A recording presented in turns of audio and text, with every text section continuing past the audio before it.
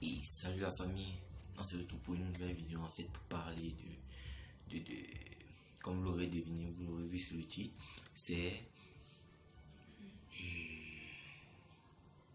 la Ligue des Champions. En fait, nous nous retrouvons dans une ambiance un peu festive, donc écouter la musique là, ça risque un peu de vous déranger. Mais bon, passons puisque nous sommes dans la période des fêtes. Comme je vous l'ai dit tout à l'heure, nous allons parler par rapport à une vidéo sur la Ligue des Champions. Et c'est une vidéo en fait pour vous parler des phases de poule de cette compétition, parce que l'arnaque de la FIFA, ces petits malins, ils sont en train de croire qu'on ne comprend pas le manège. En fait, c'est facilement grillable. À chaque session, tu as 4 types de poules. Je dis bien 4 si vous ne l'avez pas encore remarqué. Aujourd'hui, mettez-vous ça dans la tête. On a 4 types de poules. Première position, les poules dans laquelle il y a 2 favoris. En deuxième position, la poule de la mort. Troisième position, les poules au niveau ou des équipes avec des niveaux plus ou moins équivalents. En fait, des équipes qui se valent. Quatrième niveau, une poule, en fait, cette poule est un peu particulière parce qu'il n'y en a qu'une comme ça. C'est la poule vraiment où il y a une seule équipe qui est supérieure à tous les autres. Et voilà. Bien, dans cette vidéo, on va commencer par la quatrième poule. La poule où il y a une seule équipe supérieure aux autres, parce que c'est la poule en fait où il n'y a presque rien à dire, comme nous l'avons vu dans cette édition 2019-2020, pardon.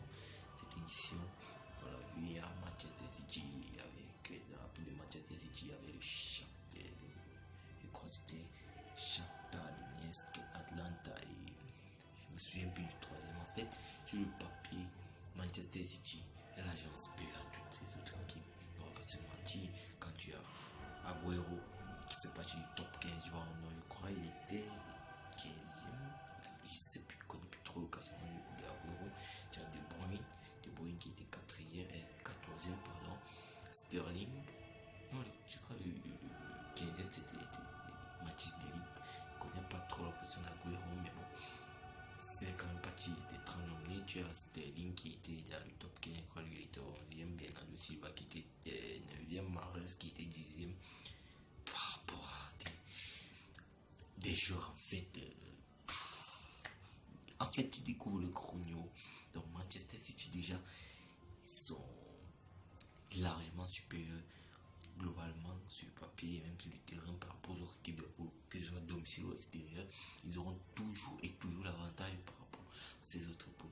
Bien, maintenant nous avons passons au deuxième type de poule, là où ça commence vraiment à être intéressant. Comment je ne sais pas quelle poule il y a. La poule où nous allons prendre la poule où il y a 2 favoris et 2 outsiders. Dans cette poule déjà, en fait, l'UEFA ne nous met dans aucun, je dis bien, écoutez-moi bien, aucun suspense. Parce que quand vous avez Real Madrid, Paris Saint-Germain, Galatasaray, Club Brugge, nous tous nous savons effectivement que c'est le Real et le Paris Saint-Germain qui se qualifieront pour cette poule. Maintenant alors, pour ne pas rendre cette poule en fait fade, cette poule sans enjeu, cette poule où il n'y aura presque rien à regarder, comme comme par exemple dans la poule de Lyon, on va revenir plus tard, l'UEFA a mis le Paris Saint-Germain et le Real Madrid dans cette poule. Je vais vous expliquer quoi. En fait, c'est pour qu'il y ait une certaine notoriété dans cette poule-là. Parce que imaginez-vous un peu si on s'est retrouvé avec une poule où il n'y a que des équipes médiocres, presque personne ne regarde ces matchs, à part les équipes des locaux, mais en fait personne ne regarde ces matchs. Bon, maintenant tu as le Real et PSG. On sait que dans l'histoire de la Champions League de ces deux clubs, dans l'histoire de la Champions League 18 de ces deux clubs, on a déjà un Real qui est ultra dominateur dans cette compétition. C'est qu'ils finissent toujours dans le top 4 depuis de nombreuses années. Et c'est la meilleure avec, je crois, 12 Champions League. Et puis tu as un PSG, une équipe qui est en train de vouloir entrer dans la cour des grands. Parce que attention, le PSG c'est une grande équipe, mais ils ne sont pas encore dans la cour des grands en Champions League.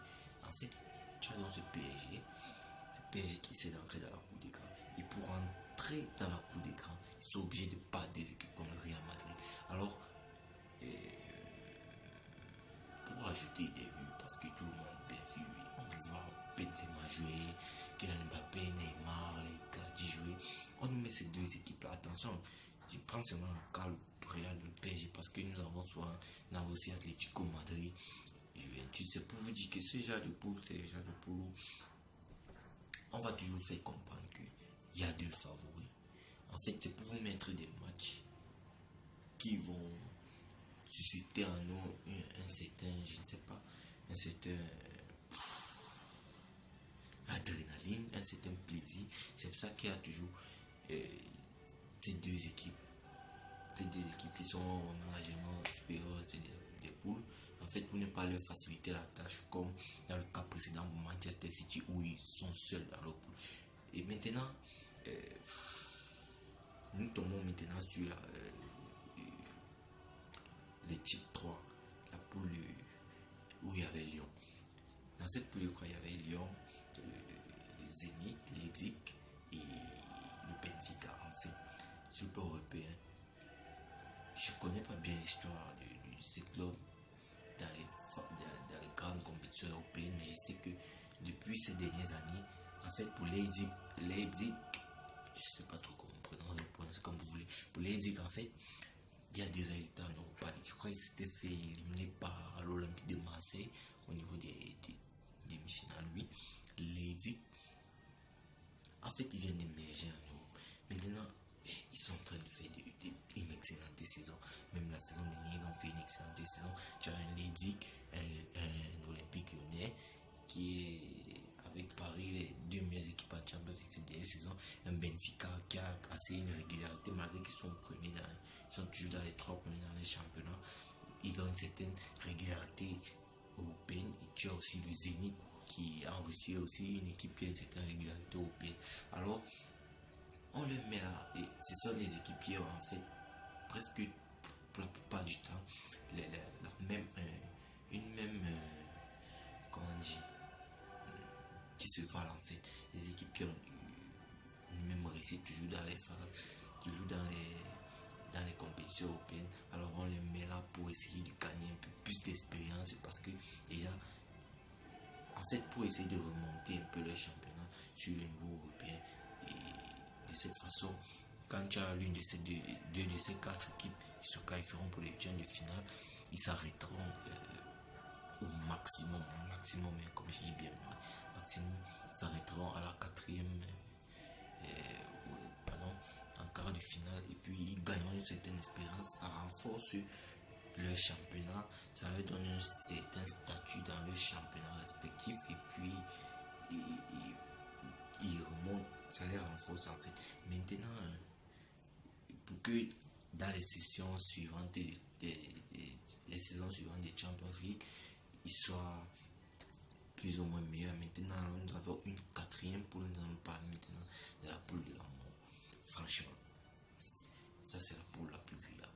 Quand on peut mettre Barcelone, Dortmund, Inter dans une même poule. Quoi dire? L'UEFA, c'est la grosse arnaque. Franchement, pour ne pas se mentir. On appelle ça poule de la mort, mais tu peux pas avoir Messi dans une équipe. Je te dis qu'il va sortir en phase de poule de la Ligue des Champions. Et on a dit tellement de fois, mais jamais il n'est sorti en huitième finale de la Ligue des Champions. Et c'est pour ça que l'UEFA, moi je sais pas ce qu'ils font. Ils te mettent là un Barcelone en huitième de finale. Un Barcelone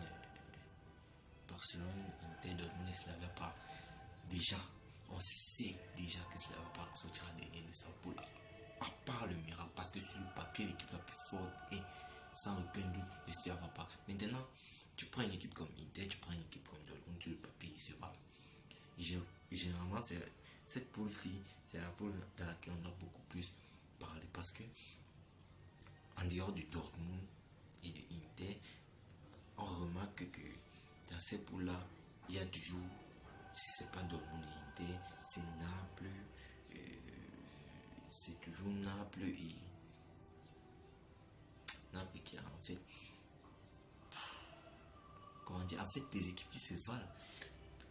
Et on les met face à un certain cadeau qui va pouvoir, parce qu'on sait que ces deux équipes-là pourront mettre des bâtons dans les roues des équipes comme le Barça, mais rien que ça, bâton dans les roues, parce qu'ils n'arriveront jamais, le Barça ne sortira face pour comme ça, sur le papier, que ce soit à domicile ou à l'extérieur, ils seront capables de vaincre ces deux équipes-là.